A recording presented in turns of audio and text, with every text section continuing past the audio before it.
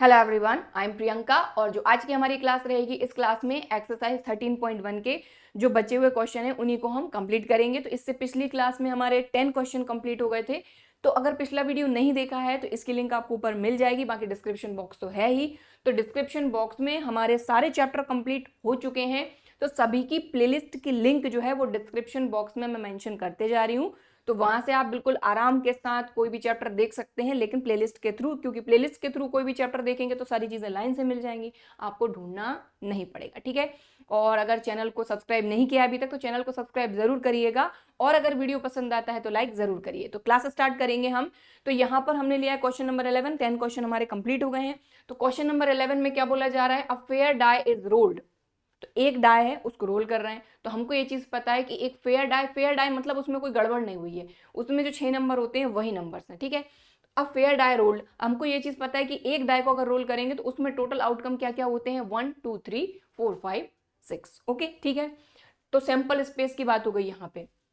इसके बाद हमको इवेंट्स दिए हुए हैं। कंसीडर इवेंट्स ई, एफ और जी। ये 3 इवेंट्स हमको पहले से ही दिए हुए हैं। अब हमको फाइंड करने को बोला गया, ये फर्स्ट पार्ट है, ये सेकंड पार्ट है, थर्ड पार्ट अभी मैंने नहीं लिखा है। पहले इन दोनों को सॉल्व करेंगे फिर हम थर्ड पार्ट करेंगे। ठीक है। तो फर्स्ट पार्ट में हमको बोला गया कि probability of E given F find करना है and probability of F given G find करना है। एक मिनट, यहां पर एफ ई है, सॉरी। ठीक है। तो फर्स्ट पार्ट में ये प्रोबेबिलिटी और ये प्रोबेबिलिटी अपने को फाइंड करना है। तो चलिए कर लेते हैं। है बहुत सिंपल क्वेश्चन, तो मैं यही कहूंगी कि सबसे पहले अपने को खुद से ट्राई करना है, नहीं बनता है तो सॉल्यूशन तो है, राइट। ठीक है, चलिए करते हैं। तो फर्स्ट वाला कर रहे हैं। तो सबसे पहले probability of E given F और probability of F given E के लिए अपने को सबसे पहले अपन अपना सैंपल स्पेस लिख लेते हैं कि अगर एक डाई को अपन रोल करते हैं तो टोटल पॉसिबल आउटकम 1 2 3 4 5 और 6 ये आउटकम अपने होंगे, और number of element in sample space हो जाएंगे अपने 6। अब अपन अपने अलग अलग इवेंट की बात करते हैं, क्योंकि यहाँ पर ई एफ और एफ ई ही की बात हो रही है तो सिर्फ इवेंट ई लिखेंगे हम। इवेंट ई क्या है अपना? 1 3 5। और इवेंट एफ जो है, ये इवेंट एफ में कौन कौन से एलिमेंट है अपने? 2 और 3। तो ध्यान दीजिएगा, फर्स्ट पार्ट सॉल्व कर रहे हैं जिसमें ई एफ और ई एफ के ही बारे में बात हो रही है, तो सिर्फ हमने उनको ही लिया है और अपना सैंपल स्पेस लिख लिया है। अब number of element in event E कितने हैं? 3। Number of element in F कितने हैं? 2। तो इन क्वेश्चन को थोड़ा सा अपन फटाफट करेंगे। क्लियर दिख ही रहा है, तो इतना ज्यादा इसमें अपने को कुछ समझने की जरूरत है नहीं, सीधा सीधा है। ठीक है। अब अपने को पहली चीज फाइंड करना है probability of E given F. तो इसके लिए ई इंटरसेक्शन एफ फाइंड करना होगा। ध्यान दीजिए, ई इंटरसेक्शन एफ या एफ इंटरसेक्शन ई, बात एक ही होती है। तो ई और एफ में कुछ कॉमन दिख रहा है, तो हमको दिख रहा है सिर्फ और सिर्फ 3, तो हमने लिख लिया 3।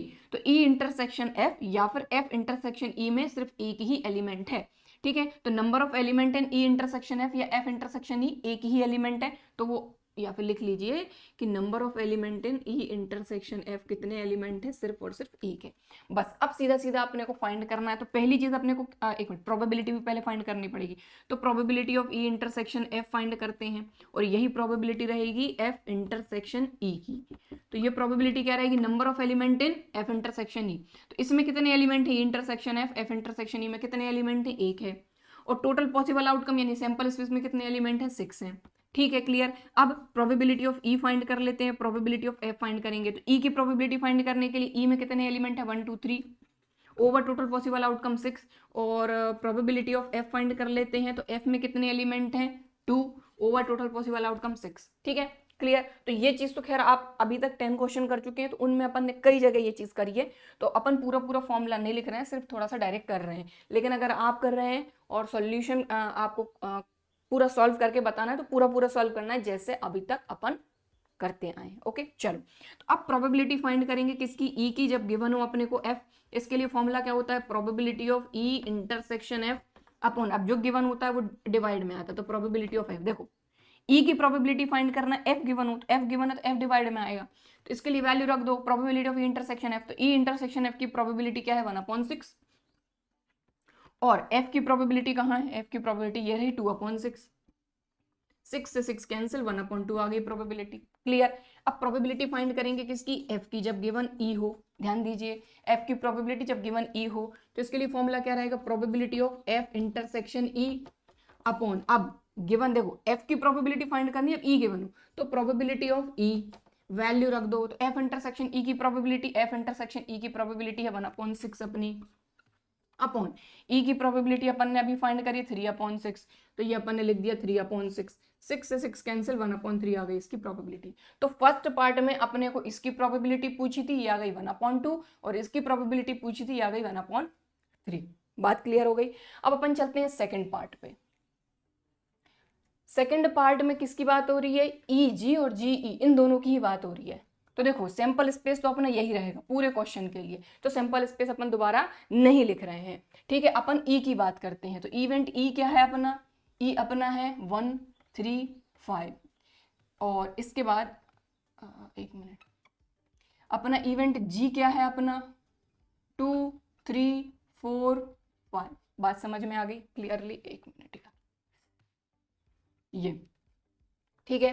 अब अपने को ये चीज पता है कि number of element in event E कितने हैं 3, नंबर ऑफ एलिमेंट इन जी कितने हैं 4, 1 2 3 4, ठीक है। अब ई इंटरसेक्शन जी चाहिए अपने को, तो देखो बात वही है कि ई और जी में अगर आप कॉमन ले रहे हैं तो ई पहले लिख लो, जी बाद में लिखो, या जी पहले लिखो, ई बाद में लिखो, यानी ई इंटरसेक्शन जी या फिर जी इंटरसेक्शन ई, बात एक ही है। तो चाहो तो ऐसे लिख लो, ई इंटरसेक्शन जी या जी इंटरसेक्शन ई, ठीक है। तो दोनों में कॉमन देख लो आप, तो अपने को 1 तो नहीं दिख रहा, 3 कॉमन है और 5 कॉमन है, ठीक है। तो ये हो गया आपका 3 और 5 कॉमन, तो इनमें नंबर ऑफ एलिमेंट कितने हैं 2, ठीक है। चलो अब सबसे पहले अपन प्रोबेबिलिटी फाइंड करेंगे किसकी, ई इंटरसेक्शन जी की। ई इंटरसेक्शन जी की प्रोबेबिलिटी या जी इंटरसेक्शन ई की प्रोबेबिलिटी, बात एक ही है। तो नंबर ऑफ एलिमेंट इसमें कितने हैं 2 3 5, दो एलिमेंट हैं, और टोटल पॉसिबल आउटकम यानी सैंपल स्पेस में कितने एलिमेंट हैं 6। देखिए डाई रोल हो रहा है, तो एक डाई के रोल होने पर टोटल पॉसिबल आउटकम 6 होते हैं, ये अपने को बहुत अच्छे से पता है। तो सैंपल स्पेस में यानी number of element in sample space जो आएगा डिवाइड में, वो यही सैंपल स्पेस है सबके लिए, ठीक है। चलो तो ई इंटरसेक्शन जी की प्रोबेबिलिटी फाइंड कर ली। अब प्रोबेबिलिटी फाइंड करेंगे किसकी, किस किस की बात हो रही, ई और जी की, तो सिर्फ ई की फाइंड करेंगे और जी की फाइंड करेंगे। तो प्रोबेबिलिटी ऑफ ई और प्रोबेबिलिटी ऑफ जी फाइंड कर लेते हैं। तो ई की बात करें, ई अपना कहाँ है, इसमें कितने एलिमेंट है 1 2 3, नंबर ऑफ एलिमेंट इन ई 3, और टोटल पॉसिबल आउटकम 6। इसके बाद जी की बात करते हैं, जी में कितने एलिमेंट है 1 2 3 4, ठीक है, और टोटल पॉसिबल आउटकम 6। इतना कर लिया। अब सीधा सीधा फॉर्मूला लगा दो, क्या क्या चाहिए अपने को, ई गिवन जी की प्रोबेबिलिटी चाहिए, तो प्रोबेबिलिटी ऑफ ई कब, जब गिवन हो जी, ठीक है। तो इसके लिए फॉर्मूला क्या हो जाएगा, probability of E intersection G upon probability of G, value रख दो। ई इंटरसेक्शन जी, ई इंटरसेक्शन जी की प्रोबेबिलिटी 2/6 अपॉन जी की प्रोबेबिलिटी अपन ने अभी फाइंड करी 4/6, 6 से 6 कैंसिल, 2 1 जार 2, 2 2 जार 4, ये आ गई 1/2। क्लियर, ठीक है। तो एक चीज आ गई ये वाली, यहाँ पर आप इस तरीके से बना लो ताकि आपको क्लियर दिखे कि हमने फाइंड क्या करा है। ई गिवन एफ की प्रोबेबिलिटी, एफ गिवन ई की प्रोबेबिलिटी। अब सेकंड पार्ट में ई गिवन जी की प्रोबेबिलिटी फाइंड कर ली, अब अपन जी गिवन ई की करेंगे। तो probability of G given E, ठीक है। तो इसके लिए formula probability of G intersection E. तो जैसा कि मैंने आपको बताया कि ई इंटरसेक्शन जी या जी इंटरसेक्शन ई बात एक ही होती है, और प्रोबेबिलिटी ऑफ गिवन क्या है ई, वैल्यू रख दीजिए। तो जी इंटरसेक्शन ई की प्रोबेबिलिटी कहाँ गया, तो ई इंटरसेक्शन जी की प्रोबेबिलिटी या जी इंटरसेक्शन ई की प्रोबेबिलिटी 2/6, तो ये आ गया 2/6 अपॉन ई की प्रोबेबिलिटी कहाँ गई, कहाँ गई, कहाँ गई, ये रही 3/6, तो ये आ गया 3/6, 6 से 6 कैंसिल, ये आ गया 2/3। लीजिए खत्म। तो अपन ने फर्स्ट पार्ट और सेकंड पार्ट बहुत ही सिंपल सा था, सीधा सीधा था, कर लिया। तो इसको अगर आपको नोट करना है तो आप कर लीजिए। अब अपन इसका थर्ड पार्ट करेंगे, ठीक है। तो वो थोड़ा सा अलग है और आपके लिए आई होप शायद नया रहेगा, ठीक है। तो इसको नोट करिए आप। तो यहाँ पर क्वेश्चन नंबर 11 का अब अपन करेंगे थर्ड पार्ट। तो देखने में ऐसा आपको लग रहा है कि इसको आप करेंगे कैसे, जबकि अगर देखा जाए तो बहुत सिंपल है। बस सीधा सीधा जो यहाँ पर जिस तरीके से अभी तक अपन करते हैं वैसे ही करना है। सबसे पहली चीज तो यहाँ पर ई यूनियन एफ आप फाइंड कर लीजिए।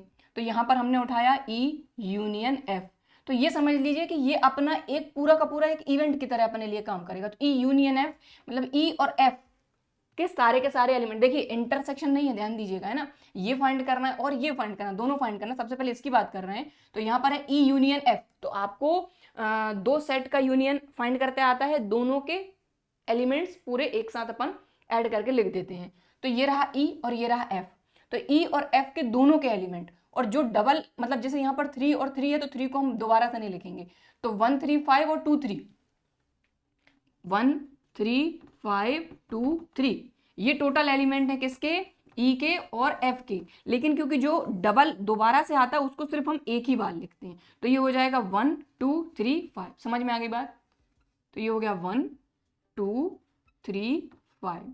ये अपना क्या आ गया, ई यूनियन एफ, यानी ई और एफ दोनों के कंबाइन एलिमेंट्स। ओके चलो, तो हालांकि ये अपन क्लास 11th में अपन ने बहुत अच्छे से पढ़ा था, है ना, चैप्टर 1 में, तो बस वही चीज है यहाँ पर। तो देखिए ये आ गया अपना ई यूनियन एफ, और जी अपना क्या है, जी क्या है 2 3 4 5।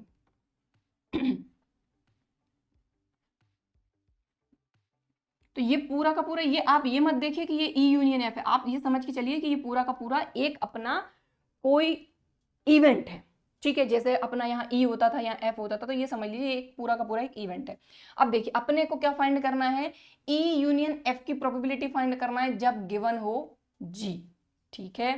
तो इसके लिए अपन को क्या करना पड़ेगा, ई यूनियन एफ, ठीक है, ये पूरा एक इवेंट है, ये समझ लीजिए, इन दोनों में कॉमन एलिमेंट देखने पड़ेंगे। तो ई यूनियन एफ इंटरसेक्शन जी, समझ रहे हैं बात को? देखिए अगर मान लीजिए ये कोई ई यूनियन एफ को अपन कोई एक दूसरा इवेंट ए ले लेते हैं, तो यहाँ पर ये समझ लीजिए कि ए इंटरसेक्शन जी, यानी इन दोनों में कॉमन एलिमेंट अपन यहाँ पर लिख रहे हैं, ठीक है। तो दोनों में कॉमन एलिमेंट है 2 3 5, ठीक है, क्लियर, समझ में आ गई बात। अब इसकी प्रोबेबिलिटी फाइंड करेंगे, तो प्रोबेबिलिटी ऑफ दिस, तो ई यूनियन एफ इंटरसेक्शन जी, बस लिखने में थोड़ा सा आपको लगेगा अजीब सा, बट है कुछ नहीं, ये पूरा अपना एक इवेंट है, ये दूसरा इवेंट है, इन दोनों के इंटरसेक्शन की प्रोबेबिलिटी फाइंड कर रहे हैं।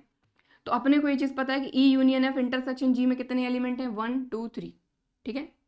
तो यहाँ पर अपने लिखा 3 अपॉन टोटल पॉसिबल आउटकम।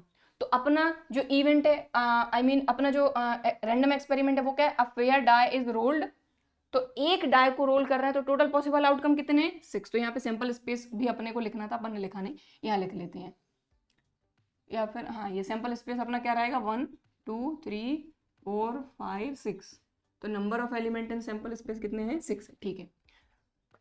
तो ये हो गया, और अपने को किसकी प्रोबेबिलिटी फाइंड करना है, यहाँ पर देखो जी गिवन है, तो डिवाइड में जी आएगा, जब फॉर्मूला लगाएंगे तो जी की प्रोबेबिलिटी और फाइंड कर लो।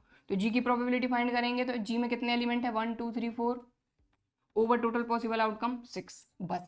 अब इसकी प्रोबेबिलिटी फाइंड करना है, बहुत आसान है प्रोबेबिलिटी फाइंड करना, probability of E union F, इसकी प्रोबेबिलिटी जब गिवन हो जी, कोई दिक्कत नहीं है।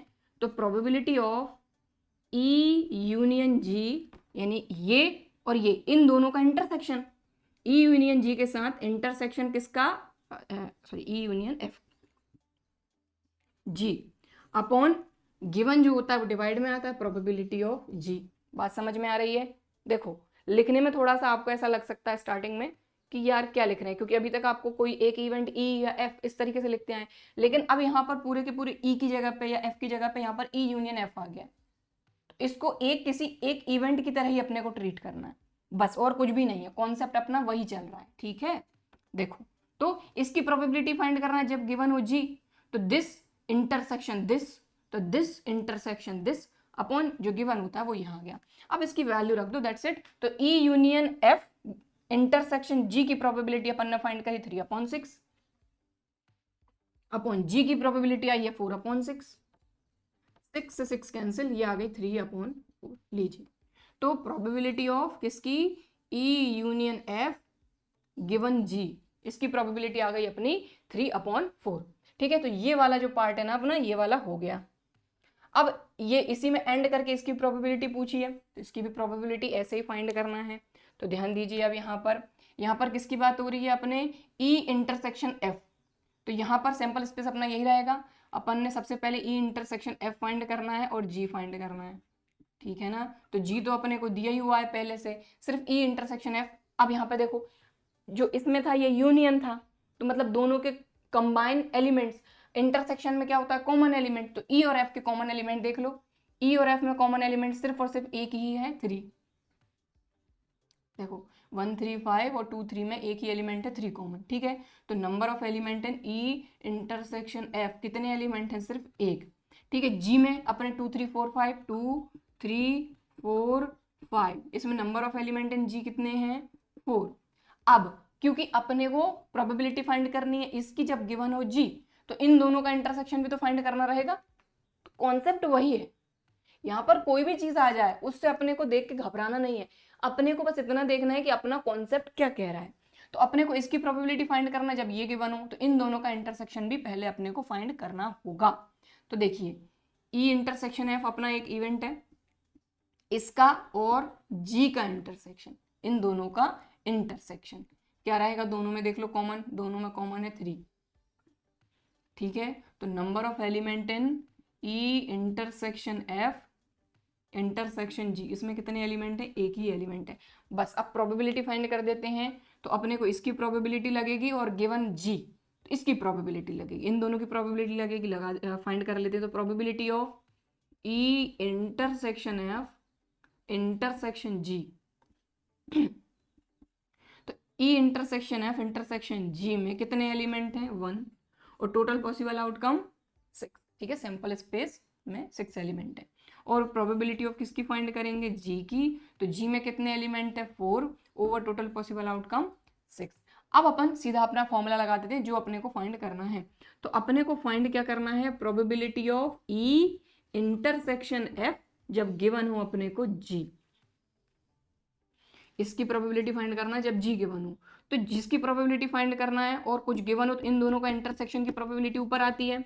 तो probability of E intersection F intersection G, इन दोनों का इंटरसेक्शन की प्रोबेबिलिटी अपॉन जो गिवन होता है डिवाइड में वो वैल्यू रख दो। तो इसकी प्रोबेबिलिटी अपन ने अभी फाइंड करी 1/6 और जी की प्रोबेबिलिटी आई है 4/6, 6 से 6 कैंसिल, ये आ गई 1/4। तो लीजिए ये हो गया अपना। तो इसमें एक्स्ट्रा कुछ नहीं था वही पूरा काम अपना, सिर्फ अपने को यहाँ पर एक किसी इवेंट की जगह पे ई यूनियन एफ दे दिया, यहाँ ई intersection F they the, that's it, ठीक है। तो उसको नोट करना है तो आप कर सकते हैं। अब हम देखेंगे नेक्स्ट क्वेश्चन। सो यहाँ पर अपना नेक्स्ट क्वेश्चन है क्वेश्चन नंबर 12। इसमें भी 2 पार्ट है, तो सबसे पहले अपन फर्स्ट पार्ट कर रहे हैं। तो यहाँ पर बोला जा रहा है assume that each born child is equally likely to be a boy और अ गर्ल। इक्वली लाइकली मतलब कि दोनों के इक्वल चांसेस हैं, ठीक है, यानी बॉय हो सकता है या फिर गर्ल हो सकती है, तो बॉय और a girl. If a family has 2 children, अब फैमिली में कितने चिल्ड्रन है, 2 चिल्ड्रन है। What is the conditional probability, तो अगर यहाँ पर कंडीशनल प्रोबेबिलिटी नहीं भी बोला जाता, सिर्फ प्रोबेबिलिटी भी बोला जाता, तो हमको समझना कैसे कि ये कंडीशनल प्रोबेबिलिटी है, पता है ना अपने को कि what is the probability that both are girls, यानी अपने को प्रोबेबिलिटी फाइंड करना है कि दोनों लड़कियां होंगी, और गिवन दैट, अब कोई कंडीशन गिवन है मतलब कंडीशनल प्रोबेबिलिटी होगी, दैट्स इट, सिंपल, ठीक है। चलिए तो इसको करते हैं। तो यहाँ पर देखिए फैमिली में 2 ही बच्चे हैं, ठीक है, तो दोनों की कंडीशन इक्वली लाइकली, यानी बॉय भी हो सकता है गर्ल भी हो सकती है। तो सबसे पहले हम सैंपल स्पेस लिखेंगे यहाँ पर। तो हमारा जो सैंपल स्पेस रहेगा वो क्या हो जाएगा कि देखो यहाँ पर, और क्या बोला जा रहा है, the youngest is a girl. अब यहाँ पर यंगेस्ट की बात हो रही है, यंगेस्ट मतलब छोटा, ठीक है, मतलब पहले जो बच्चा होगा वो बड़ा होगा, यानी ऑर्डर के हिसाब से अपने को देखना है कि पहले जो होगा वो बड़ा होगा और सेकंड नंबर पे जो अपन लिखेंगे वो यंगेस्ट होगा। तो ठीक है, देखते हैं, चलो। तो देखो पहले बॉय बाद में गर्ल हो सकती है, ठीक है, या फिर पहले गर्ल बाद में बॉय। अपन अभी सैंपल स्पेस लिख रहे हैं कि क्या क्या कंडीशन हो सकती हैं, यानी क्या क्या पॉसिबल आउटकम हो सकते हैं अगर 2 बच्चे हैं तो, और दोनों की कंडीशन इक्वली लाइकली है, यानी दोनों ही हो सकते हैं। तो एक बॉय दूसरा गर्ल, या पहले गर्ल बाद में बॉय, या दोनों गर्ल हो सकती हैं या दोनों बॉय हो सकते हैं। तो ये तो हो गया अपना सैंपल स्पेस, यानी कि अपना जो number of element in sample space है ना वो कितने हैं, 4। अब यहाँ पर यंगेस्ट, इस वर्ड से याद रखना है कि यंगेस्ट का मतलब ये है कि सेकंड नंबर का जो भी चाइल्ड है वो यंगेस्ट चाइल्ड है, ठीक है। तो ये हो गया। अब अपन चलते हैं अपने क्वेश्चन पर। अपने को कंडीशनल प्रोबेबिलिटी फाइंड करना है किसकी, बोथ आर गर्ल्स। तो इसको अपन ले लेते हैं इवेंट ई। तो लेट ई एक इवेंट है जिसमें बोथ आर गर्ल्स,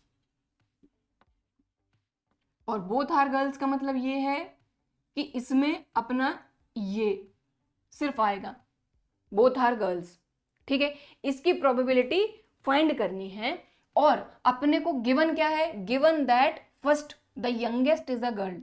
तो अपन ने ये जो अपना फर्स्ट पार्ट है जिसमें अपने को जो चीज दी हुई है वो क्या बोला जा रहा है, यंगेस्ट इज अ गर्ल।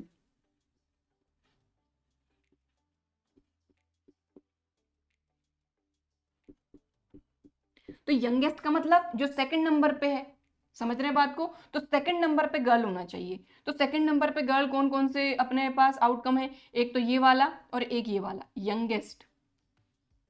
सीधी सी बात है कि भाई पहले जो भी बच्चा होगा वो बड़ा होगा और दूसरे नंबर पर जो बच्चा होगा वो छोटा होगा, है ना। तो यहाँ पर यंगेस्ट की बात हो रही है, यानी सेकंड नंबर पे जो भी बच्चा होगा वो गर्ल होगा। तो इसके लिए कौन कौन से पॉसिबल आउटकम हो सकते हैं, बॉय गर्ल या फिर गर्ल गर्ल। बात समझ में आ गई। तो अब यहाँ पर एक चीज देखें, हमको प्रोबेबिलिटी फाइंड करनी है बोथ आर गर्ल्स की जब गिवन हो कि यंगेस्ट इज अ गर्ल, यानी इसकी प्रोबेबिलिटी फाइंड करनी है जब ये गिवन हो, कोई दिक्कत नहीं है। Probability of E given F के लिए फॉर्मूला अपना क्या होता है, तो फॉर्मूला तो आपको पता है, पहले अपन दो तीन चीजें फाइंड कर लेते हैं जैसा अभी तक करते आए हैं, है ना। तो अब क्या करना है, इसके बाद अपने को ई इंटरसेक्शन एफ और फाइंड कर लेते हैं, यानी दोनों में कॉमन एलिमेंट। तो दोनों में कॉमन एलिमेंट है गर्ल गर्ल, ठीक है, क्लियर। अब इसके बाद इसकी प्रोबेबिलिटी फाइंड करेंगे, probability of E intersection F. तो ई इंटरसेक्शन एफ की प्रोबेबिलिटी फाइंड कर रहा है, मतलब इसमें नंबर ऑफ एलिमेंट कितने हैं, 1 over total possible outcome sample space के हिसाब से 1/4। और किसकी प्रोबेबिलिटी फाइंड करेंगे अपन, जो अपने को गिवन है, यंगेस्ट इज अ गर्ल, और यंगेस्ट इज अ गर्ल अपन ने लिया है एफ, ठीक है। तो प्रोबेबिलिटी ऑफ एफ, तो एफ में कितने एलिमेंट हैं आप देख लो, 2 over total possible outcome sample space में 4। तो दोनों की प्रोबेबिलिटी फाइंड कर ली। अब आराम से अपन बोथ आर गर्ल्स इसकी प्रोबेबिलिटी फाइंड कर लेंगे जब अपने को गिवन हो यंगेस्ट इज अ गर्ल।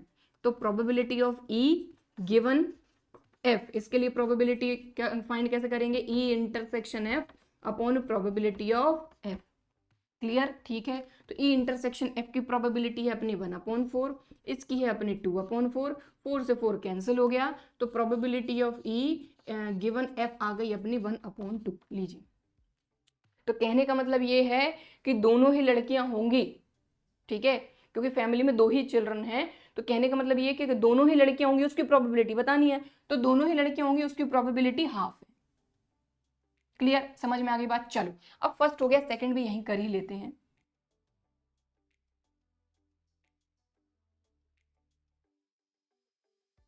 अब देखिए यहां पर अपने को प्रोबेबिलिटी उसी की फाइंड करनी है, किसकी, कि बोथ आर गर्ल्स, लेकिन इसमें अपने को जो गिवन कंडीशन है वो चेंज हो गई है, ठीक है। तो देखिए सबसे पहले तो वही सैंपल स्पेस अपना क्या हो जाएगा कि अगर 2 बच्चे हैं फैमिली में तो पहले बॉय बाद में गर्ल हो सकता है, या पहले गर्ल बाद में बॉय, या फिर दोनों गर्ल हो सकती हैं या दोनों बॉय हो सकते हैं, ठीक है। अब यहां पर अपने को ऑर्डर का ध्यान रखना था, क्योंकि यंगेस्ट इज अ गर्ल थी, यंगेस्ट मतलब सेकंड नंबर पे जो बच्चा है वो गर्ल होना चाहिए, तो यहाँ पर ये देखना पड़ेगा ध्यान से आपको, ठीक है। अब यहाँ की बात करें तो सबसे पहले अपन ने सैंपल स्पेस बना लिया, number of element in sample space कितने हो गए अपने 4, क्योंकि इसी से अपन डिवाइड करते हैं ना, जब अपन इंटरसेक्शन की प्रोबेबिलिटी फाइंड करते हैं और अपना जो इवेंट होता है उसकी प्रोबेबिलिटी।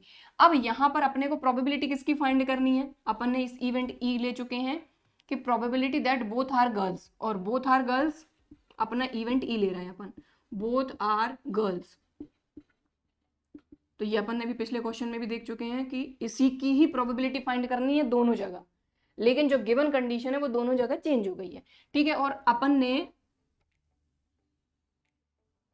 एफ, ये जो अपने को गिवन है, देखो क्वेश्चन समझ रहे हैं आप, if a family has 2 children what is the conditional probability that both are girls, both are girls दोनों लड़कियां होंगी, उसकी क्या प्रोबेबिलिटी है जब गिवन हो हमको कि एटलीस्ट 1 इज अ गर्ल, तो दोनों में से एक गर्ल ही है, ये अपने को गिवन है और इसको अपन ने लिया एफ।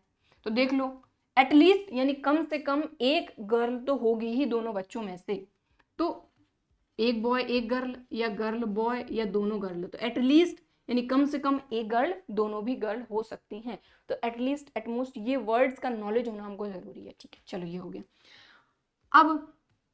अब क्या करना है अपने को प्रोबेबिलिटी फाइंड करना है कि दोनों गर्ल होंगी, लेकिन कब, जब अपने को एटलीस्ट एक गर्ल हो, ये अपने को दिया हो।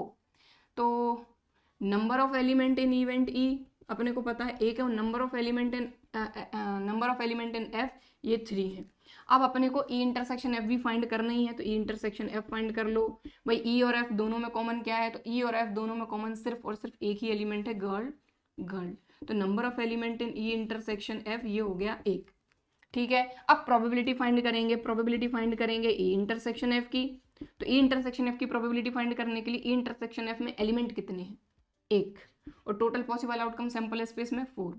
ठीक है, और प्रोबेबिलिटी किसकी फाइंड करेंगे, एफ की। एफ की प्रोबेबिलिटी फाइंड करने के लिए एफ में कितने एलिमेंट हैं, 1 2 3 ओवर टोटल पॉसिबल आउटकम 4। दोनों की प्रोबेबिलिटी आ गई। अब आराम से दोनों गर्ल होंगी इसकी प्रोबेबिलिटी अपन फाइंड कर लेंगे, और दोनों गर्ल होंगी इसके लिए अपन ने लिया इवेंट ई, यानी प्रोबेबिलिटी ऑफ ई फाइंड करेंगे। कब, जब गिवन हो कि एटलीस्ट 1 इज अ गर्ल, और एटलीस्ट 1 इज अ गर्ल अपना एफ है। अब फॉर्मूला लगा दो, फॉर्मूला तो अपने को आता ही है, probability of E intersection F upon probability of F, जो गिवन होता है वो डिवाइड में। ठीक है, तो ई इंटरसेक्शन एफ की प्रोबेबिलिटी अपनी 1/4, एफ की प्रोबेबिलिटी 3/4, 4 से 4 गया, ये आ गई अपनी 1/3। दैट्स इट, खत्म। ठीक है, तो इस तरीके से आपका क्वेश्चन नंबर 12 हो गया है कंप्लीट। ठीक, क्लियर। तो नोट करना है आप कर सकते हैं। अब हम देखेंगे नेक्स्ट क्वेश्चन। सो अपना अब नेक्स्ट क्वेश्चन है क्वेश्चन नंबर 13। तो क्वेश्चन नंबर 13 में क्या बोला जा रहा है, N instructor has a question bank consisting of. अब एक इंस्ट्रक्टर है, उसके पास एक क्वेश्चन बैंक है। अब सीधी सी बात है, क्वेश्चन बैंक में क्वेश्चन ही होंगे। ठीक है, तो देखते हैं किस तरीके के अलग अलग क्वेश्चन है। तो उस क्वेश्चन बैंक में जो क्वेश्चन है 300 इजी क्वेश्चन है, लेकिन इजी कौन से, ट्रू फॉल्स वाले। इस चीज का ध्यान रखना है कि 300 क्वेश्चन है, लेकिन कौन से, इजी ट्रू फॉल्स। ठीक है, और ट्रू फॉल्स में ही 200 उसके पास डिफिकल्ट ट्रू फॉल्स हैं। तो ट्रू फॉल्स वाले कितने क्वेश्चन हो गए टोटल, 300 और 200, यानी 500 ट्रू फॉल्स क्वेश्चन है, जिनमें से 300 इजी वाले हैं और 200 डिफिकल्ट वाले। आगे बोला जा रहा है कि एमसीक्यू क्वेश्चन यानी मल्टीपल चॉइस क्वेश्चन है, उसके पास 500 इजी और मल्टीपल चॉइस क्वेश्चन ही है 400 डिफिकल्ट, यानी टोटल 900 इसके पास मल्टीपल चॉइस क्वेश्चन है, जिसमें से 500 इजी हैं और 400 डिफिकल्ट है। कहने का मतलब ये दो तरह के क्वेश्चन है, ट्रू फॉल्स वाले और मल्टीपल चॉइस क्वेश्चन वाले। अब इन्हीं में इजी और डिफिकल्ट दो कैटेगरी में इसको डिवाइड कर दिया। ठीक है, अपन तो ये देखते हैं अपने को फाइंड क्या करना है क्वेश्चन में, उस हिसाब से अपन अपनी चीजें बनाएंगे। अब बोला है if a question is selected at random from the question bank. अब सबसे पहले तो टोटल जितने भी क्वेश्चन है, जितने भी टोटल क्वेश्चन है, फिर वो मल्टीपल चॉइस क्वेश्चन रहे, ट्रू फॉल्स रहे, इजी रहे, डिफिकल्ट रहे, उससे कोई मतलब नहीं है। पूरी क्वेश्चन बैंक में से अगर एक क्वेश्चन हम रैंडमली सिलेक्ट करते हैं, तो what is the probability that it will be an easy question। तो इतने क्वेश्चन यानी टोटल जितने भी क्वेश्चन हैं, उन सारे क्वेश्चन में से हम एक क्वेश्चन अगर निकालते हैं तो वो क्वेश्चन इजी होगा, उसकी प्रोबेबिलिटी फाइंड करनी है। ठीक है, तो ये इवेंट ई ले लेंगे, और गिवन दैट है मतलब कंडीशनल प्रोबेबिलिटी आ गई, तो ऐसे अपने को समझना है। तो अपने को प्रोबेबिलिटी किसकी फाइंड करनी है कि इजी क्वेश्चन रहेगा, और अपने को गिवन है कि it is an multiple choice question, और ये मल्टीपल चॉइस क्वेश्चन रहेगा, ये अपने को दिया हुआ है। तो ये इवेंट ई ले लेंगे, ये एफ ले लेंगे, इसकी प्रोबेबिलिटी फाइंड करनी है, ये गिवन है। ठीक है, तो सबसे पहले सैंपल स्पेस बनाएंगे।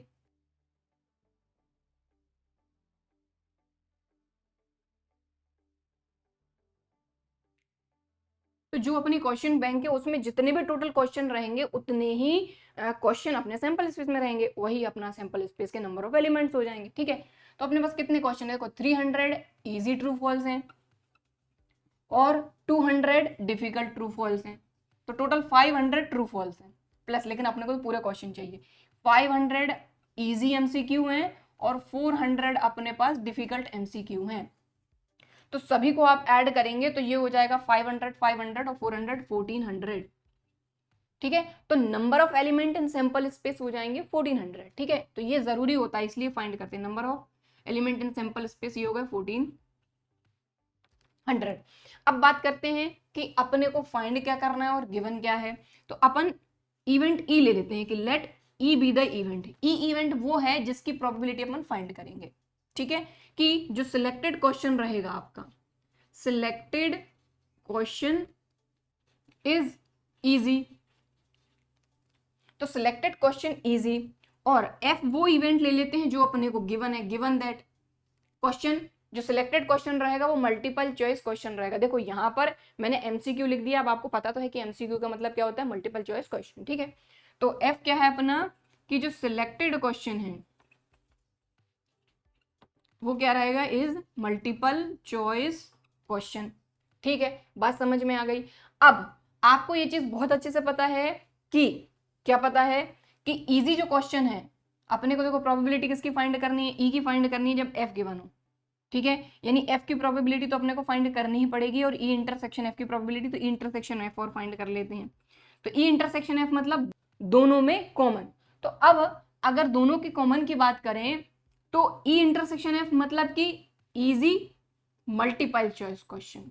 तो अपने पास इजी मल्टीपल चॉइस क्वेश्चन है क्या, 500 इजी मल्टी, हाँ, तो इजी मल्टीपल चॉइस क्वेश्चन जो रहेंगे वो इन दोनों का कॉमन पार्ट रहेगा। ठीक है, तो ई इंटरसेक्शन में क्या आ जाएगा कि selected question is easy multiple choice question. अब हमको ये चीज पता है कि इजी क्वेश्चन जो है कितने हैं, तो ट्रू फॉल्स में 300 इजी क्वेश्चन है, और मल्टीपल चॉइस क्वेश्चन में 500 मल्टीपल चॉइस क्वेश्चन है। तो इजी क्वेश्चन कौन कौन से हो जाएंगे, 300 प्लस 500। ठीक है, अपने को तो नंबर चाहिए ना। तो अब यहाँ पे कुछ बोला नहीं गया है कि मल्टीपल चॉइस क्वेश्चन या ट्रू फॉल्स, सिर्फ ये बोला गया कि जो क्वेश्चन सिलेक्टेड है वो इजी रहेगा। तो इजी क्वेश्चन अपने ट्रू फॉल्स में 300 है, मल्टीपल चॉइस क्वेश्चन में इजी क्वेश्चन 500 है, तो टोटल ये हो जाएंगे अपने 800। अब इवेंट एफ की बात करते हैं कि selected question is multiple choice question. तो मल्टीपल चॉइस क्वेश्चन होना चाहिए बस। अब इजी है या फिर आपका डिफिकल्ट है उससे कोई मतलब नहीं है। तो selected question is multiple choice question. तो मल्टीपल चॉइस क्वेश्चन की बात करें तो इजी भी है अपने पास, डिफिकल्ट भी है, तो दोनों आ जाएंगे इसमें। 500 प्लस 400 यानी कि ये हो जाएंगे अपने 900। अब बात करते हैं इन दोनों के कॉमन की। ठीक है, तो इन दोनों में कॉमन क्या रहेगा, इजी मल्टीपल चॉइस क्वेश्चन। तो इजी मल्टीपल चॉइस क्वेश्चन कितने हैं अपने पास, इजी मल्टीपल चॉइस क्वेश्चन है अपने पास 500। बात समझ में आ गई। अब अपन प्रोबेबिलिटी फाइंड करेंगे किसकी, ई इंटरसेक्शन एफ की और एफ की, क्योंकि अपने को ई की प्रोबेबिलिटी फाइंड करनी है जब एफ गिवन हो। ई क्या है अपना, सिलेक्टेड क्वेश्चन इज इजी की प्रोबेबिलिटी फाइंड करनी है जब गिवन हो कि ये एक एमसीक्यू क्वेश्चन है। तो probability of E intersection F, तो ई इंटरसेक्शन एफ की प्रोबेबिलिटी फाइंड करने के लिए ई इंटरसेक्शन एफ में कितने क्वेश्चन है, 500, और टोटल क्वेश्चन कितने हैं, टोटल पॉसिबल आउटकम 1400। बात समझ में आ गई, क्लियर। और प्रोबेबिलिटी किसकी फाइंड करेंगे अपन, एफ की। तो एफ की प्रोबेबिलिटी फाइंड करने के लिए एफ में कितने अपने क्वेश्चन है, 900 over total possible outcome 1400। Clear, चाहो तो ये 0 0 0 0 काट दो। ठीक है, अब अपन चलते हैं अपनी मेन चीज, अपने को क्या फाइंड करना है, प्रोबेबिलिटी फाइंड करना है ई की। ई क्या है अपना कि सिलेक्टेड क्वेश्चन इजी होगा। What is the probability that it will be an easy question. तो इजी क्वेश्चन की प्रोबेबिलिटी फाइंड करनी है जब गिवन हो कि ये एमसीक्यू है। तो जब गिवन हो ये एमसीक्यू यानी एफ गिवन है। इसके लिए फॉर्मूला क्या हो जाएगा, probability of E intersection F upon probability of F, value रख दो। तो ई इंटरसेक्शन एफ की प्रोबेबिलिटी अपनी क्या आई थी, 5/14 अपॉन एफ की प्रोबेबिलिटी अपनी 9/14। 14 से 14 कैंसिल, ये आ गया 5/9। लीजिए खत्म, सिंपल था। बस यहाँ पर अपने को वर्ड्स को समझना है। वर्ड्स को समझ लिया ना तो ये क्वेश्चन देखो कितना सिंपल है कि नहीं। ठीक है, बस यहाँ पर वर्ड टू वर्ड समझ लीजिए कि सबसे पहले तो क्वेश्चन बैंक है। क्वेश्चन बैंक में जितने क्वेश्चन होंगे वही हमारे सैंपल स्पेस के टोटल एलिमेंट हो जाएंगे। तो हमने सारे जितने भी क्वेश्चन थे, 300 इजी ट्रू फॉल्स थे, 200 डिफिकल्ट ट्रू फॉल्स थे, 500 इजी मल्टीपल चॉइस क्वेश्चन थे, और 400 डिफिकल्ट एमसीक्यू थे। सारे के सारे जो क्वेश्चन है ये क्वेश्चन बैंक में रहेंगे, वही हो जाएंगे number of element in sample space. अब यहाँ पर हमको प्रोबेबिलिटी फाइंड करनी थी कि जो क्वेश्चन हम इस क्वेश्चन बैंक में से यानी 1400 क्वेश्चन में से एक क्वेश्चन सेलेक्ट कर रहे हैं वो क्वेश्चन इजी होना चाहिए। तो यहाँ पर इजी बोला है, ट्रू फॉल्स नहीं बोला, एमसीक्यू नहीं बोला।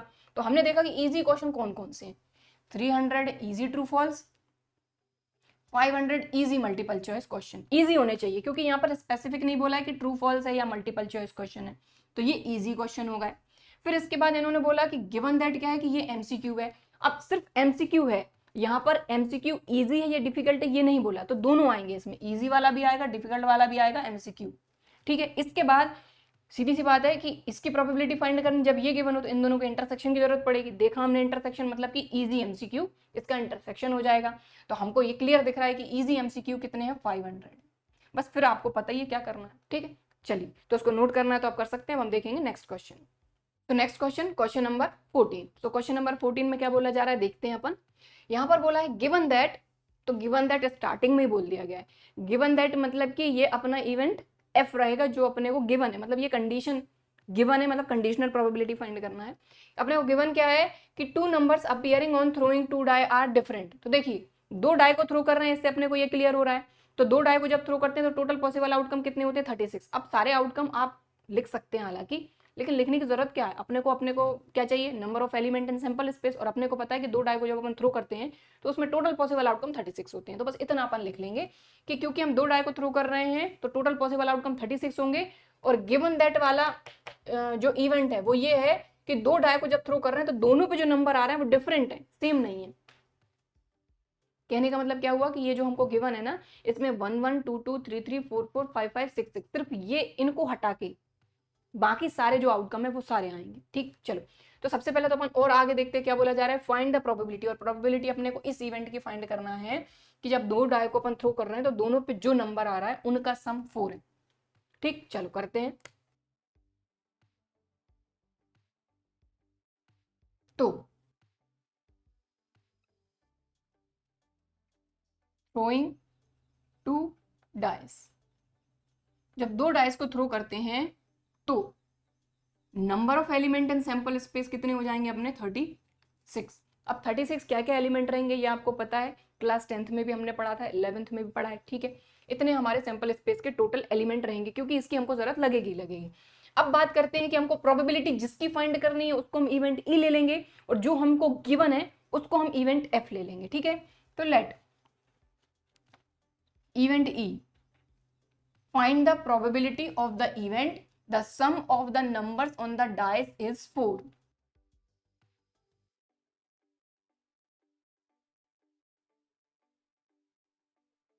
अब एक चीज का ध्यान रखिए, यहां पर क्या बोला है कि हम दो डाई को थ्रो कर रहे हैं, तो दो डाई पे जो भी नंबर आ रहे हैं, पहले डाई पे और दूसरे डाई पे, इन दोनों नंबर का सम कितना होना चाहिए, 4। वही आउटकम इसमें आएंगे, ठीक है। तो इसमें क्या क्या आ सकता है, 1 + 3 4 आ जाएगा, तो इसका उल्टा भी लिख लीजिए 3 1, ठीक है। इसके बाद अपना 2 2 भी आ जाएगा। और इसके अलावा तो कोई एलिमेंट ऐसा नहीं है जिनका सम करने पे हमको 4 मिले, ठीक है। क्योंकि 1 से आगे गए 2, 2 से आगे जाएंगे 3, 3 + 1 4, और जैसे ही 4 पे जाएंगे तो 4 + 0 तो होगा नहीं। क्यों, क्योंकि हमको ये पता है कि भाई हमारे डाइस पे 1 से लेके 6 तक के नंबर ही आ सकते हैं।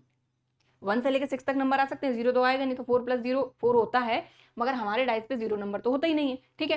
तो ये पूरे पूरे आउटकम रहेंगे अपने 1 2 3 जो इसमें आएंगे, और इसी की प्रोबेबिलिटी अपने को फाइंड करनी है, ठीक है। तो number of element in event E कितने हो गए, 3, 1 2 3। चलो, अब अपने को गिवन दैट क्या है, गिवन है एफ।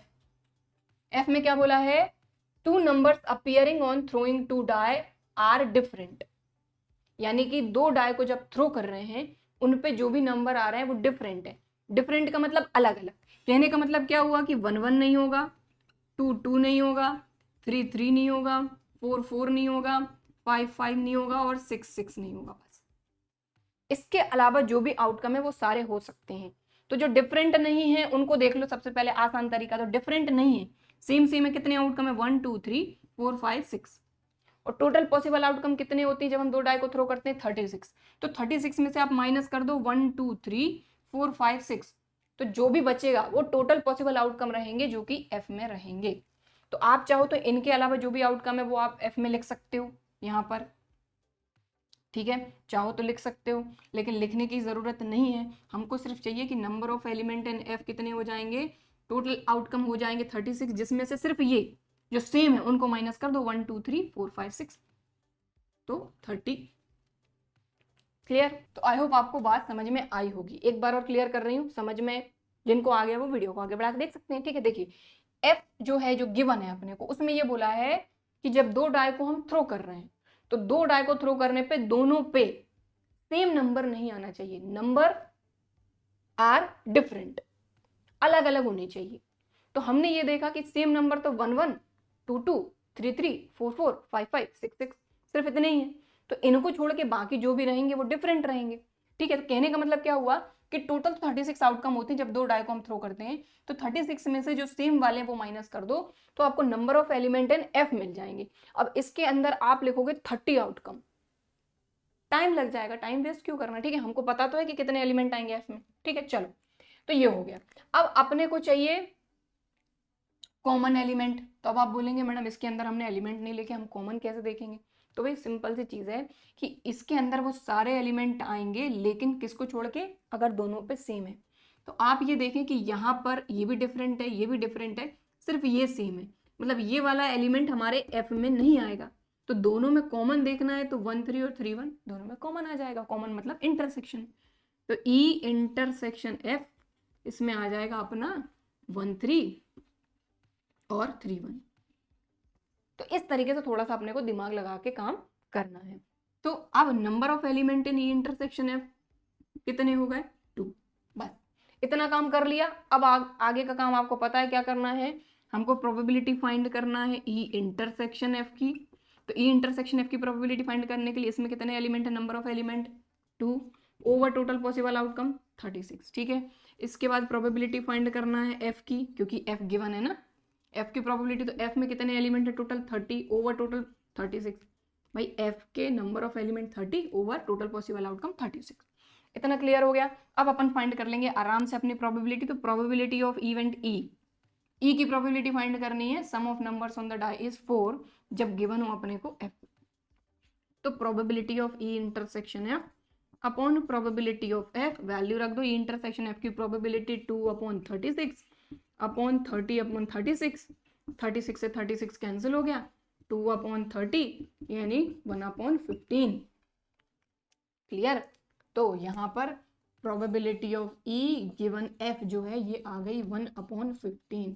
That's it. तो इस तरीके से आपका जो क्वेश्चन नंबर 14 है ये हो गया कंप्लीट। अब हम देखेंगे नेक्स्ट क्वेश्चन।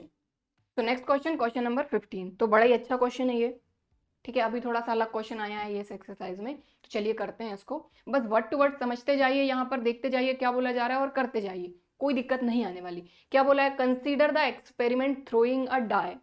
एक डाई को थ्रो कर रहे हैं। तो थोड़ा सा मैं आपको ट्री डायग्राम से समझाती हूँ कि हमने एक डाई उठाया और उसको थ्रो करा। तो थ्रो करने पे टोटल कितने पॉसिबल आउटकम आ सकते हैं, हमको ये चीज़ पता है कि 1 2 3 4 5 6। इसके बाद बोला है if multiple of 3 comes up. तो मल्टीपल ऑफ 3 कौन कौन से हैं यहाँ पे, 3 और 6। तो इन्होंने इसके लिए कंडीशन दी है कि if multiple of 3 comes up throw die again. तो कहने का मतलब ये कि अगर 3 आता है तो फिर से डाई को थ्रो करना है, यानी 1 2 3 4 5 6। ठीक है, फिर से डाई थ्रो करना है। तो अगर 3 आता है तो फिर से डाई थ्रो करना है, मतलब 3 के साथ ये सारे आउटकम आ सकते हैं। और 6 के साथ भी वही सेम चीज रहेगी। यहां पर कर देती हूँ मैं इसको 1 2 3 4 5 6। ठीक है, क्लियर। अब आगे क्या बोला जा रहा है, if any other number comes toss a coin. इन्होंने ये बोला है कि अगर हम डाई को थ्रो कर रहे हैं, अगर 3 और 3 का मल्टीपल आता है तो डाई को फिर से थ्रो करना है। लेकिन अगर 3 के मल्टीपल के अलावा कोई भी नंबर, मतलब कि 1 2 और 4 5 ये आते हैं तो अपने को कॉइन को टॉस करना है। तो अगर 1 आएगा तब भी हमको कॉइन टॉस करना है, यानी हेड टेल आ सकता है। यहाँ पर भी इसके साथ हेड टेल आ सकता है, इसके साथ हेड टेल आ सकता है और इसके साथ हेड टेल आ सकता है। तो ये टोटल पॉसिबल आउटकम रहेंगे अपने सैंपल स्पेस में। तो सैंपल स्पेस अपन इसका बना लेते हैं। तो सैंपल स्पेस क्या हो जाएगा अपना, 1 2 4 5 के साथ तो हेड टेल आएगा। तो यहाँ पर अपन ने लिखा 1 हेड, 1 के साथ हेड और 1 के साथ टेल। ठीक, 2 के साथ हेड और 2 के साथ टेल। ठीक है, 1 के साथ हेड, 1 के साथ टेल, 2 के साथ हेड, 2 के साथ टेल। इसी तरीके से 4 5 के साथ भी लिख लेते हैं। तो 4 हेड 4 टेल, राइट। और कौन 5 हेड 5 टेल। क्लियर। अब 2 की सॉरी 3 और 6 की बात करते हैं, यानी मल्टीपल ऑफ 3 की 3 1 3 2 3 3 3 4 3 5 3 6। इसी तरीके से 6 1 6 2 6 3 6 4 6 5 6 6, राइट। तो इसको हटा देती हूं मैं, है ना, ये तो सिर्फ समझने के लिए था।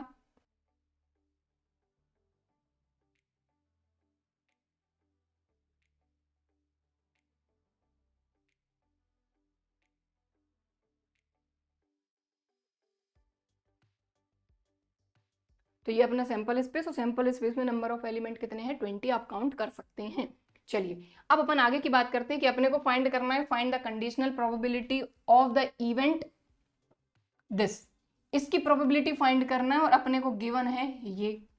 तो जिसकी प्रोबेबिलिटी फाइंड करना है वो अपन सपोज कर लेते हैं कि लेट ई एक इवेंट है जिसमें क्या बोला है, the coin shows a tell.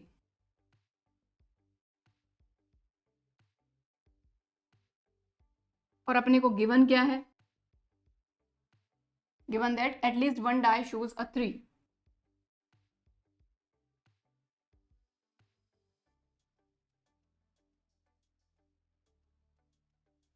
ठीक, तो अब जो इवेंट ई है जो अपन ने सपोज किया, जिसकी प्रोबेबिलिटी अपने को फाइंड करनी है, उसमें बोला गया the coin shows a tail. तो यहाँ पे देख लो टेल वाले जो आउटकम है वो देखना है। तो यहाँ पे हेड है ये 1 और टेल, 1 के साथ टेल है, 2 के साथ टेल है, और 4 के साथ टेल है, और 5 के साथ टेल है। ठीक, क्लियर। तो कितने आउटकम हो गए, 1 2 3 4। तो यहाँ number of element in event E कितने हैं, 4। चलो अब बात करते हैं अपन किसकी, एफ की, कि at least one die shows a 3, यानी कि डाई पे एक 3 तो होना ही चाहिए, वो वाले आउटकम। तो देखिए 3 1 3 2 3 3 3 4 3 5 3 6 ये तो आएगा ही आएगा, तो लिख लीजिए।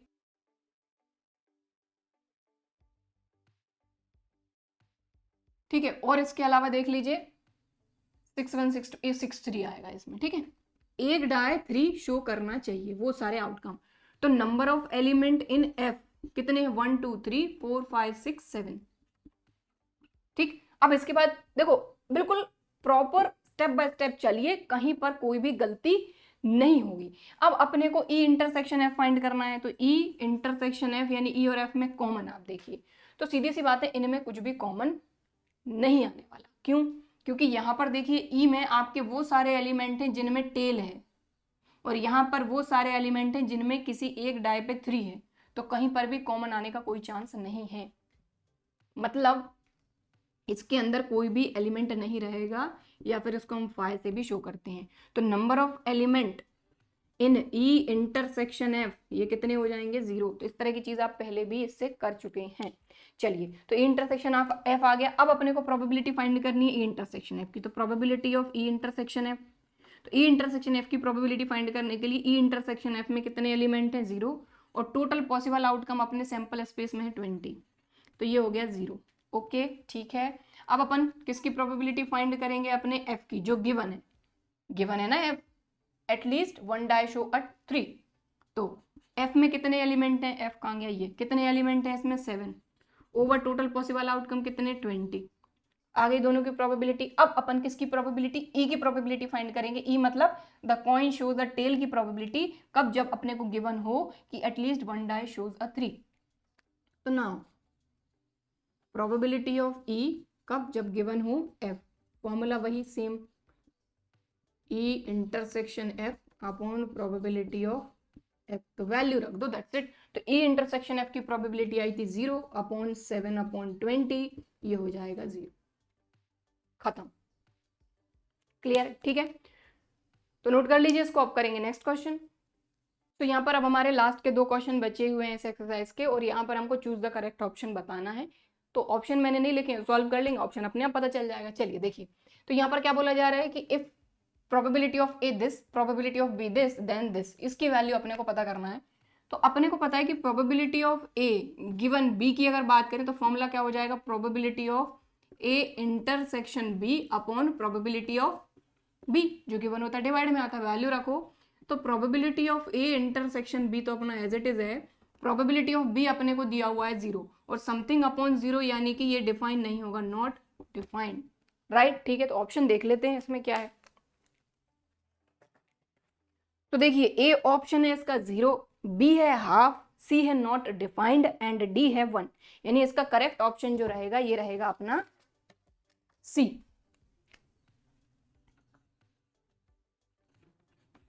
ओके चलो 17th क्वेश्चन पे आते हैं। If A and B are events such that this equal to this, then, तो अगर ये दोनों इक्वल हैं तो क्या होगा। तो देखो ये दोनों इक्वल हैं, तो इसके लिए फॉर्मूला लगाते हैं अपन। तो probability of A intersection B upon probability of B, यहाँ की बात करते हैं probability of B intersection A upon probability of A. अब हमको ये चीज़ बहुत अच्छे से पता है कि ए इंटरसेक्शन बी या बी इंटरसेक्शन ए दोनों इक्वल होते हैं, तो ये एक दोनों दूसरे से कैंसिल हो जाएंगे। तो एक स्टेप और कर ही लेते हैं ताकि कोई कंफ्यूजन ना हो, है ना।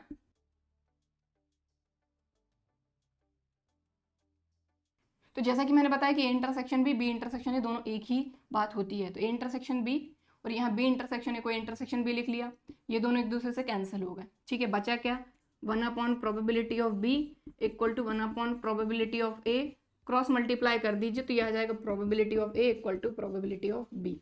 देख लेते हैं कौन सा ऑप्शन है।